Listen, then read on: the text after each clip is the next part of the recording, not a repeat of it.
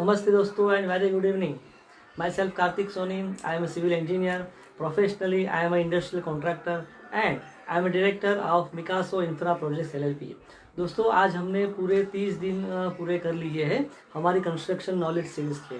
तो हम आपसे यही उम्मीद चाहेंगे कि आप हमें लगातार सपोर्ट करते रहें और यूँ ही हम दिन ब दिन नए नए वीडियो अपलोड्स करते रहें। और मैंने जो भी नॉलेज अभी तक गेन किया है अपने 18 साल के करियर में, वो आप लोगों के साथ कंटिन्यूसली शेयर करता रहा हूँ। तो बहुत बहुत धन्यवाद आप सबका कि आपने मुझे इतना सपोर्ट किया।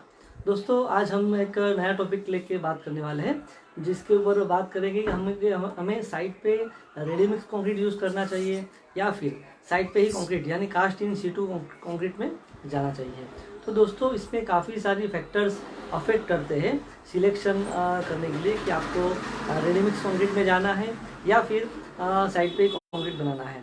तो दोस्तों अगर आपका साइट छोटा है, क्वांटिटी ज़्यादा नहीं है कंक्रीट की, तो आपको साइट पे ही कंक्रीट बना लेना चाहिए।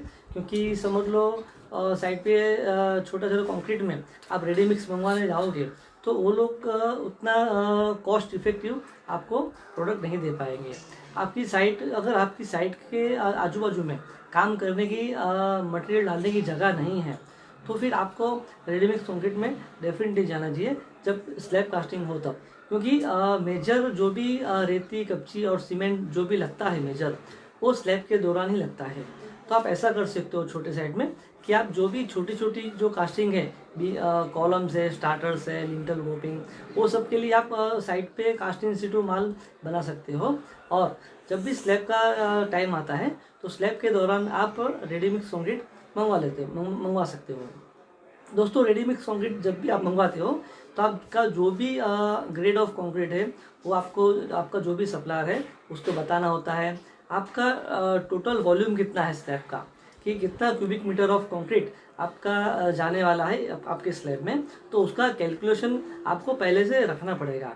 नहीं तो क्या हो जाएगा कि स्लैब ख़त्म होने के बाद आपको कुछ भी क्वांटिटी कम पड़ेगी तो वो आरएमसी सप्लायर को दिक्कतें होती है। क्योंकि 1 क्यूबिक मीटर भेजना उसके लिए भी थोड़ी परेशानी वाली बात हो जाती है। तो आप मेक श्योर करें कि आपका जो भी कंक्रीट का स्लैब का वॉल्यूम है उसको परफेक्टली एक बार कैलकुलेट कर लीजिए और उसके बाद आप कंक्रीट और कंक्रीट का जो भी ऑर्डर है उसको सप्लायर के पास प्लेस करिए।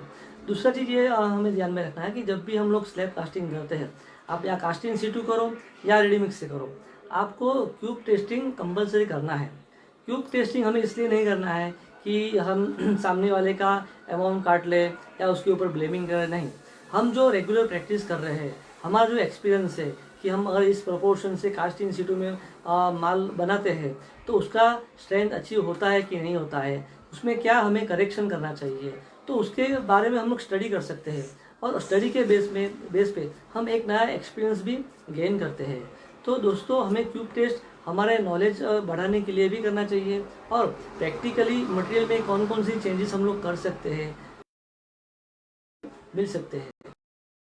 7 डेज और 28 डेज 28 दिन, दो तरह के हमको करना है। आप 7 डेज का जब भी टेस्ट करवाते हो तो उसमें 70 to 75% स्ट्रेंथ आ जाना चाहिए और 28 डेज का टेस्ट करते हो तो उसमें आपका 100% स्ट्रेंथ अचीव हो जाना चाहिए। तो दोस्तों ये छोटी छोटी बात भी हमें ध्यान में रखनी चाहिए कि टेस्ट भी साथ साथ में करवाते जाइए। और आपका जो भी मटेरियल आप मंगवाते हो कच्ची रेती, उसका भी साथ साथ में विजिबली आप क्वालिटी चेक करते जाओ। जैसे कि कच्ची हम लोग जो मंगवाते हैं तो कच्ची में वाइट स्पॉट नहीं आने चाहिए और रेती स्वीट वाटर की ही हमें रेती यूज़ करनी है। और सीमेंट अगर आप आरसीसी स्ट्रक्चर बना रहे हो तो आप ओपीसी सीमेंट यूज़ करो, और मैशनरी प्लास्टर वर्क करते हो तो आप पीपीसी सीमेंट यूज़ करो। तो ये जानकारी दी मैंने आप कास्ट इन सीटू के बारे में कि क्या क्या हमें ध्यान रखना चाहिए। और रेडी मिक्स के बारे में भी हमें यही ध्यान रखना है कि जब भी हम लोग रेडी मिक्स कंक्रीट में जाते हैं तो हमें जो भी हमारा शटरिंग वर्क है उसको प्रॉपर ब्रेसिंग करना पड़ता है। क्योंकि जब भी उसका पाइपलाइन का एलिमेंट होता है तो जब फाइनल जो स्पॉट होता है स्लैब का लेवल पे, वहाँ पे 90 डिग्री बेंड लग जाता है। तो वहाँ पे सबसे ज़्यादा पंपिंग के दौरान जब भी स्ट्रोक लगते हैं तो वो ऐसे पूरा हिलता है यानी पूरे स्लैब को जर्क से पूरा हिलाता है। तो मेक श्योर करें कि आप जब भी रेडी मिक्स कंक्रीट से स्लैब कास्टिंग करो तो आपको कंपलसरी जो भी जितने भी आपके प्रॉप से टेका है उसको प्रॉपर एक लेवल पे ब्रेसिंग करें। अगर आपका हाइट 10 से 12 फुट है तो आप सिंगल लेवल ब्रेसिंग कर सकते हो सेंटर में। उससे भी ज़्यादा हाइट है, 15 फीट, 18 फीट, 20 फुट हाइट है, तो आपको कंपलसरी 2 लेवल पे ब्रेसिंग करना पड़ेगा।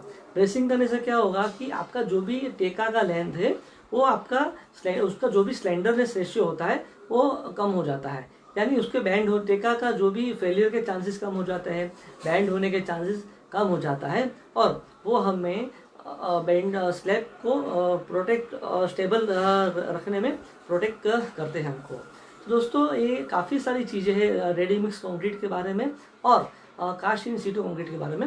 यही टॉपिक को हम वापस कल से आगे बढ़ाएंगे। अगर आज के वीडियो में आपको कोई भी कन्फ्यूज़न हो, कोई भी क्वेश्चन हो, तो आप नीचे कमेंट बॉक्स में मुझे पूछ सकते हैं।